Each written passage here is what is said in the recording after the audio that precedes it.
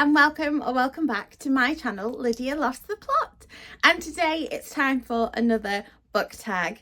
I'm very, very excited about this one because it's all about the autumnal vibes and I'm all about that at the moment.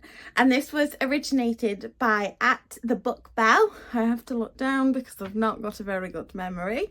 And this is the Cozy Autumn book tag.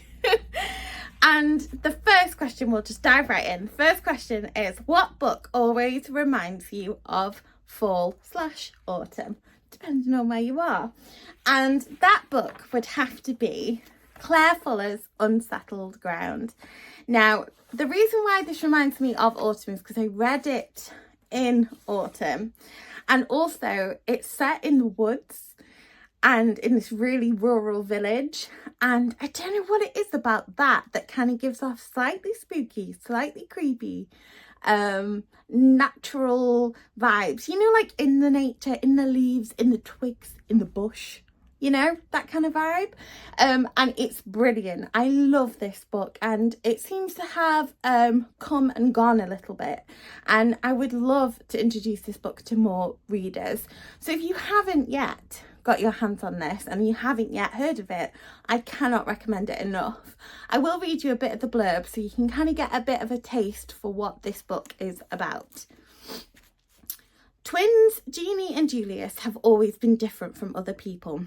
At 51 years old, they still live with their mother Dot in rural isolation and poverty. Inside the walls of their old cottage, they make music, and in the garden they grow and sometimes kill everything they need for sustenance. But when Dot suddenly dies, threats to their livelihood start raining down. Jeannie and Julius would do anything to preserve their small sanctuary against the perils of the outside world, even as their mother's secrets begin to unravel, putting everything they thought they knew about their lives at stake. Unsettled Ground is a heart-stopping novel of betrayal and resilience, love and survival. It is a portrait of life on the fringes of society that explores with dazzling emotional power how we can build our lives on broken foundations and spin light from darkness. Oh, doesn't it sound cool? So it is so good. It's kind of gothic. It's Daphne du Maurier-esque. You know, it's got these really kind of terrifying, insidious vibes. It's really hard to explain without giving the plot away, but it's so good. I loved it. I love Claire Fuller. She's amazing. If you don't follow her on Instagram, follow her on Instagram. She does the best book recs, and I just absolutely adored this. All about the autumnal vibes. All about the autumnal vibes. So I have got my little notes here. Question 2. What is your favourite autumnal book cover? Now, the book itself is not autumnal, I will admit. However, the actual cover, if we're talking about pumpkin spice latte vibes, like hello, the orange and the yellow is just perfect. I'm trying to stop Cassie from jumping into the camera unsuccessfully. So if you wobble, it's her fault. But this is Homegoing by Jarzy, and it is a gorgeous, beautiful novel. I absolutely adored this, as well as Transcendent Kingdom, and I feel like this is probably the stronger of the novels that she's written, and it's just so good. It was just so propulsive and brilliant. And yeah, it isn't particularly autumnal vibes, but the cover, you know, if you want something aesthetically pleasing, then this cover kind of does it justice. I'm sure you've heard of this book before, but if you haven't, I will read the back just so you can hear a little bit more about it. Effia and Isi, two sisters with two very different destinies, one sold into slavery, one a slave trader's wife. The consequences of their fate reverberate through the generations that follow, from the Gold Coast of Africa to the plantations of Mississippi, from the missionary schools of Ghana to the dive bars of Harlem. Spanning continents and generations, Jarzy has written a miraculous novel, an intense, heartbreaking story of one family and, through their lives, the story of America itself. I mean, it is evocative, it's compassionate, it spans decades and generations, and it's epic in scale, but yet so beautifully nuanced and has such a great eye for detail that it's just a wonderful book. and has the ultimate autumnal cover, right? Right? Don't fight me on this. Don't. Question number 3 is, what is your favourite autumnal drink to read with? Now, I love a hot chocolate. You can't go wrong with a hot chocolate. A hazelnut hot chocolate, particularly. But I am absolutely adoring at the moment. They have done what is it? Salted maple caramel latte at Starbucks. And I'm because I'm bougie, I have it. It's just amazing. It's so nice, especially in frappuccino form. So yeah, I'm all about the salted maple caramel, which is hard to say. I'm proud of myself. Question number 4 is, do you prefer to read late at night or early in the morning? Late at night, every time. I'm a night owl. I've never been an early bird. I've tried to be an early bird, and I do get up early, but I don't really function for maybe 2, 3, 4 or 5 hours. It just takes me a while to get going. So I do the majority of my reading in the evenings, candle on, salted maple latte, you know, all the vibes. So I am late at night reader, I am. Question number 5 is, Halloween is coming. What is your favourite spooky read? Now, Halloween happens to be my birthday. I don't really celebrate my birthday, but I did happen to be born on the day of the Halloween, and so I think it's only fitting that I have really strong taste in horror. I love horror, and maybe that's right. Maybe if you shaved my head, I'd have 666 written on it, but you never know. I was born at 5 to midnight as well, which is even scarier. But what is your favourite spooky read? That would be my very old battered copy of Night Shift by Stephen King. Now, this is so old. This copy is literally falling apart. I mean, look how old the pages are. But it is just such a terrifying book. Like, every single story in it is, first of all, cracking, but also absolutely terrifying. I mean, it is just, yeah. It's Stephen King at his best. I mean, I think he was on a lot of drugs when he wrote this, and you can tell, but but I just love it, honestly. It's so good. And I'm trying to find the whereabouts the story is. On page 107. Okay. And this is the scary story I've ever read in my entire life, and I've read a heck of a lot, and that is The Bogeyman. It is absolutely frightening. It is terrifying. And I'll read you the first little paragraph and see if it tickles your pickle. I came to you because I want to tell my story, the man on Dr. Harper's couch was saying. The man was Lester Billings from Waterbury, Connecticut. According to the history taken from Nurse Vickers, he was 28, employed by an industrial firm in New York, divorced, and the father of 3 children, all deceased.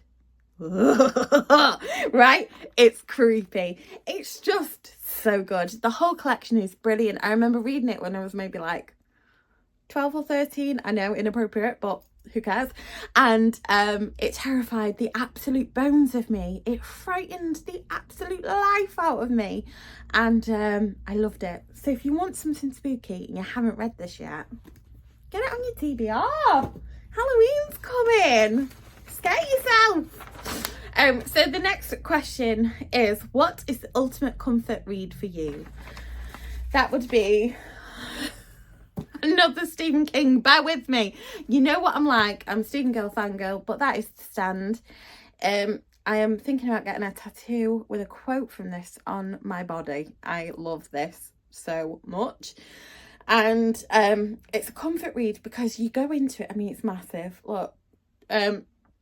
But you go into it and you are completely immersed in this huge, brilliant world, in this post-apocalyptic, terrifying situation, and it's just so good. Every character is well written, brilliantly nuanced, fantastically detailed, true to who they are. The story is just absolutely epic and wonderful and scary and exciting and adventurous and all of the things that you want in a book. And I've read it quite a few times now, probably more times than I actually realised.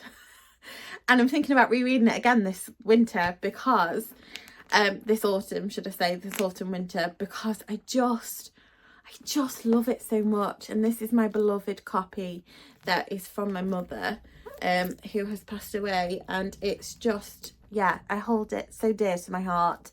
I have got another copy of it that I might read, just because she read this last, so I thought I'll keep her copy sacred. The next question is, what is your favourite autumnal reading snack? Autumnal reading is probably just sweeties, like sweets. I love like Haribos and just, yeah, terribly bad for your teeth sweets. 100%. Anything like covered in sugar. It's probably the way to go. Number 8 is, what is your favourite autumnal candle to burn whilst reading? Now, a lot of people love a cinnamon. I'm not a fan of a cinnamon. I don't know what it is about it. I don't like the taste. I don't like the smell. So that's kind of out of the window. But I do like a cotton fresh or a, you know, fresh towel scent, fresh linen, that kind of scent. Although it's not very autumnal, I will admit, but that is kind of the vibe I go for with my candles. Either that or something a little bit more floral. Number 9 is, when you're not reading, what is your favourite autumnal activity? What classes as an autumnal activity other than reading? Making fires? Toasting marshmallows? I don't really do that on the regular, I'll be honest. I think probably my favourite autumnal activity would be like walking the dog, because I live by a really huge canal. It's beautiful, and there's a really long walk, and you can go all the way up the canal under all of the bridges, and when all of the leaves come down in the autumn, it's just beautiful. It's got that smell of like wet wet leaves, which doesn't sound as good as it smells. But wet leaf is my favourite scent. Maybe I should have a candle, wet leaf candle. That would be great. I'd burn that. Maybe that's it. Maybe that's my new business. Tell me in the comments down below if you'd buy a wet leaf candle. I'd name it something nicer, you know, like Crisp Autumn Walk or something like that. Not wet leaf. I digress. And question number 10 is, what is on your autumn/fall reading list? Now, if you want to know what's on my autumn/fall reading list, then you will have to go and check out my last video. I have hopefully posted it. I think I will have. If not, this is a disaster. But I put up my autumn reading plans video, so if you haven't watched that yet, go ahead and go and click on that, watch it, and then you will see all of my autumnal reading plans. I've also got an autumn reading recommendations list with 5 of my favourite autumn reads that I think you will absolutely love, and they are different than the ones that you've seen today, so you're gonna have Rex coming out of your ears, you know. So I really hope you've enjoyed this tag. I have absolutely loved doing it. I never know what's going to come out of my mouth. So I'm going to go now. I'm going to go find myself a salted maple caramel latte, and I'm going to try and think of how I can make a candle that smells of wet leaf. But I'll leave you with that, and thank you so much for watching. If you enjoyed this video, please give me a thumbs up, and don't forget to subscribe if you haven't already. Until then, bye bye.